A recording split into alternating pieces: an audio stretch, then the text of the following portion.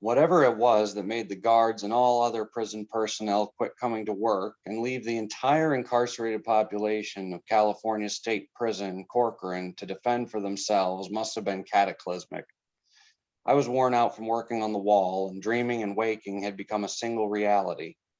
The only sustenance left was some freeze dried coffee and dry milk that I had been eating in heaping mouthfuls for the past week, washing the gritty mix down with the few remaining sodas. My teeth were rotting, I was parched and weak, and hallucinations were my only companions. It had become eerily quiet the past few days. The guys who had managed to get out of their cells were long gone. It was obvious no one help was coming. And if you didn't have food in your cell, well, like I said, it was quiet for the most part. I'd lost track of time and all but given up on the wall. The calendar is irrelevant when you're barely clinging to life or resolved not to. Once you make peace with it, that's not so bad. It's got to be better than what I was going through. I drifted off into that last blissful dream and welcomed the sweet relief of nothingness. What the hell was I so stubbornly clinging to anyway? Was life so precious that grim determination outweighed the inevitable reaping? Maybe I was getting what I deserved. I hadn't exactly been a model citizen, thus the prison term. Besides, everything comes to an end sometime. It had been a pretty good run, plenty to be thankful for. Enough wine, women, and song for several lifetimes, and the last one spent in a cage, they had been a time for reflection and remorse, and working on spirit and retribution, if it could be had. Now simply allow the light to fade to black and let's get it over with. Just let go. In the dream, they came for my soul on wings, softly floating down from the sky on a gentle breeze with rustling, downy silk feathers. As they neared, I sensed the angels were, in fact, menacing and hideous. They looked like they were buzzards, come to claim their reward and pay me mine. Apparently, my retribution was as yet unpaid. They greedily pecked at my decaying flesh, and I was still conscious to hear the clicking of beaks on skull bone. They fought over their prized dessert of eyeballs, and all I could see was alternating shadows and light amid the flurry of carnivores. The tapping was insistent, and I was annoyed and perplexed as to why I shouldn't lose awareness altogether. Peck, peck, peck, tap, tap, tap. For God's sake, end it. My head was uncomfortably pressed up against the window, and somewhere between dream and dreary reality, I forced my eyelids open. I was only mildly shocked that consciousness was just as terrifying as the nightmares. Two large, protruding, bloodshot eyeballs peered back at me from the other side of the glass. The devil come to claim me. A moment's lapse, confusion, contemplation, recognition. The eyes belonged to Chico.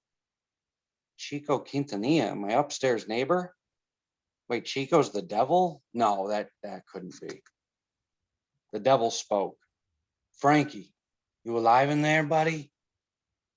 I could barely hear him through the glass. The fog lifted from my head. Chico, is that you? Hey, you are alive. You got any food in there? I scrambled to present my meager bounty, a half jar of Folgers. Hold on, buddy, I'll get you out of there. Chico began hammering at the window with a 4-foot length of steel bar. I recognized it as the beam from the cell desk. He apparently had chipped his way out of his second floor cell, and I, apparently, was not dead after all. Yet. Chico worked determinedly on the window and the wall surrounding the glass.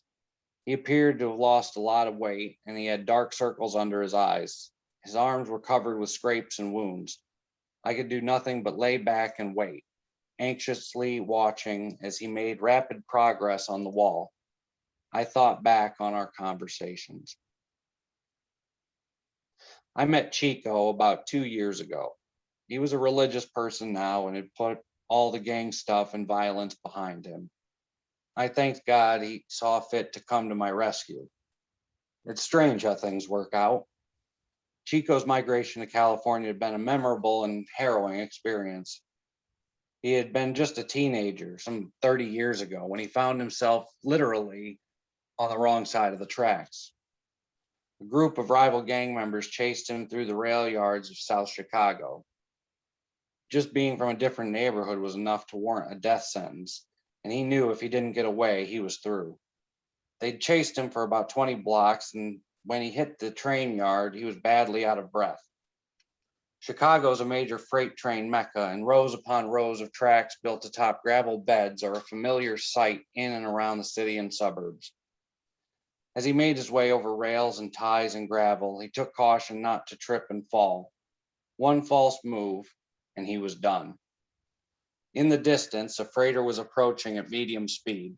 Chico calculated that if he didn't beat it, he'd be cut off with no place to go, and his pursuers were hot on his trail. As he neared the oncoming train, his breathing became more labored and his legs were giving out from the difficult footing. It was becoming obvious he wouldn't be able to reach the track ahead of the train in time. With his escape route cut off and no retreat possible, there was only one desperate course of action. He was going to have to jump the train. As he came close to the moving boxcars, he realized that if he slipped or his strength gave out, he could easily fall beneath the train and be crushed to death instantly. Fear and the invincibility of youth combined for one final act of desperation. With his last bit of strength, Chico threw himself at the ladder that ran up the side of the boxcar and held on for dear life. Clinging to that thin metal frame, he allowed himself a brief look back at his would-be executioners as they trailed off into the distance. He would live on, at least for this one day. He made his way up the ladder to the top of the boxcar and collapsed, watching the sky pass overhead. He'd made it, but the train was picking up speed as it left the yard, and there would be no getting off for the time being. It was early autumn, and the evenings were uncomfortably chilly. The nights were downright cold. All he had with him were the scant clothes on his back, no money, and no clue where the train was headed. He peered over the side and saw that there were boxcars with doors open. He traversed the catwalk carefully until he came to a car with an open door. Cautiously, he maneuvered himself down and swung into an empty freight car, relieved to be safely inside. The chase and ensuing exertion had worn him out, and he fell into an uneasy sleep. The night was long and cold, and Chico was getting miserably hungry. When he awoke the next morning, the train was still rumbling along, noisily at a brisk pace, but the scenery had changed. No longer were there the familiar city streets and buildings. As far as he could see, it was nothing but farmland. Pastures, fields plowed over, and occasionally wooded stretches that went on for miles. Around noon, the train pulled up amid what appeared to be an endless cornfield. Chico jumped down and ran into the field, delighted to find that there were ears on the stalks awaiting a final harvest. He pulled corn as fast as he could, scarfing down mouthfuls of raw kernels hungrily. He filled his shirt with ears and began to make his way back to the train. A voice called from the distance, "Hey, over here." Several boxcars down, a fellow traveler was calling, "Come and keep me company." Chico joined him, and they both unloaded their corn harvest into a stranger's boxcar as the train geared up to move on. "Where's your stuff?" the stranger asked. "I don't have anything." Chico filled the man in on the events which had led to the unexpected journey. Over the course of the day, the stranger schooled young Chico on the finer points of riding the rails. He was an experienced hobo and seemed completely at home in what Chico considered difficult circumstances. "Where's this train headed anyway?" asked Chico. "Washington," the hobo advised. "Washington, D.C.? Nope, Washington State on the West Coast." The Pacific Ocean, that was nearly 1,500 miles from Chicago. Chico was scared and bewildered and didn't have any inkling of an idea of what he was going to do. He'd never been away from home before, and even though he was a tough guy, he was a city kid. He had no knowledge of this kind of adventure. He was hopelessly out of his element and feeling vulnerable and desperate. On top of that, he was getting hungry again. The hobo had a sleeping bag and blankets, a rucksack with canned food and utensils, and all the gear a seasoned traveler might need. He obviously knew what he was doing. That night, he broke out cans of ravioli and Vienna sausages, expertly prying them open with an army knife. He ate greedily while Chico looked on, stomach growling. He didn't offer to share, and when he packed it in to sleep again, he didn't offer a blanket to the freezing boy. It turned bitterly cold that night. The train door had to remain open as the only latching mechanism was on the outside, and if it should close, they'd be locked tight inside. By morning, Chico was cold to the bone, starving and exhausted. He hadn't slept, and his mind began to play tricks on him. He believed death was chasing him in the form of those rival gangbangers, and now he felt trapped in the boxcar, imagining it to be his coffin. The stranger awoke rested and cheery, breathing in the fresh country air as the train sped along. As he stretched, standing in the open doorway, he exclaimed, "What a wonderful day." Something in Chico's mind snapped. At that moment, he truly believed that it was him or me. Hunger, hypothermia, fear, exhaustion, all came together in one brief instant of survivalist paranoia. Chico jumped up and ran full force from across the boxcar, pushing the hobo out of the gaping doorway. Just like that, the stranger was gone. Morality and conscience didn't make an appearance. Chico dove into the sleeping bag to warm himself and dug into the food supplies. Remorse and regret didn't arrive until many years later, when Chico began to wonder about his lack of empathy or consideration for human life. At the time, however, he truly thought that if he didn't do what he did, he probably would have perished. It was survival. When Chico relived that event as he told it to me all those years later, I believed he honestly regretted his actions. There's no way one man can judge another without walking a mile in his moccasins. Different people coming from different places react based on their own ideals and interpretations of want and need, and right and wrong. I personally knew that I had failed nature's test between good and evil more times than I cared to think about. Unfortunately, when the foundations of your life is built upon quicksand, the wrong choices happen far too often. In Chico's case, growing up in gang culture where life and death are daily occurrences, I had to imagine perspectives were vastly different than those of others not from similar circumstances.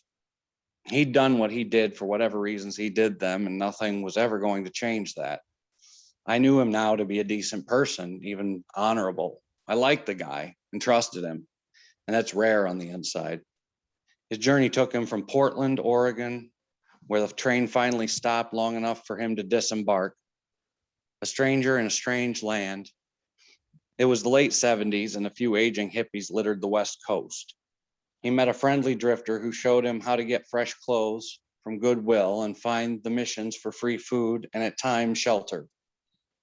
After a few days, Chico figured out that his best bet would probably be to head for Los Angeles, where his grandmother lived.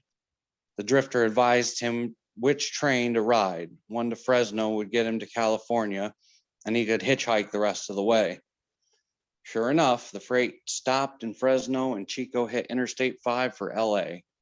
He walked all day and night, and finally, about sunup, a weaving Cadillac came to a swerving stop. The driver was drunk. "Where you headed, kid?" Chico didn't want to ride with a drunk driver, but to his surprise, the guy asked him if he wanted to drive. And to make a long story short, Chico ended up driving the drunk guy's caddy, all the while contemplating another act of treachery. He thought maybe he could jack the guy for the car and drive on to LA.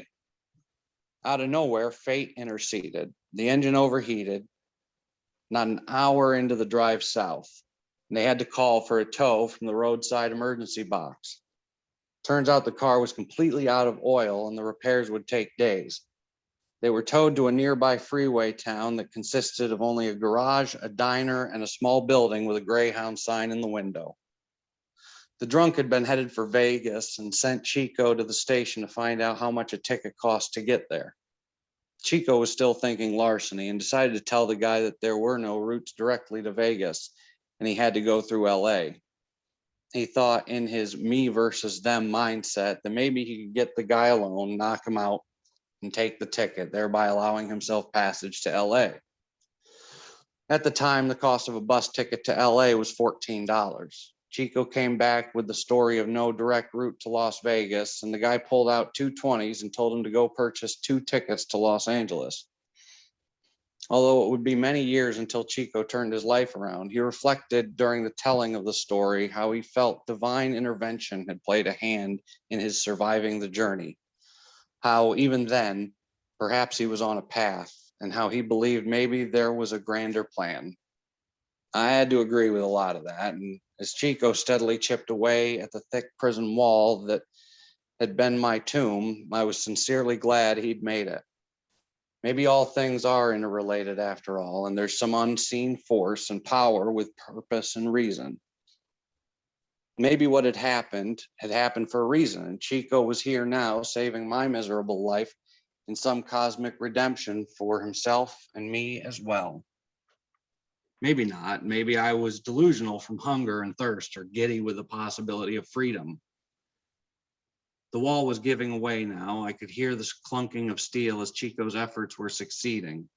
In a few moments, I'd breathe fresh air.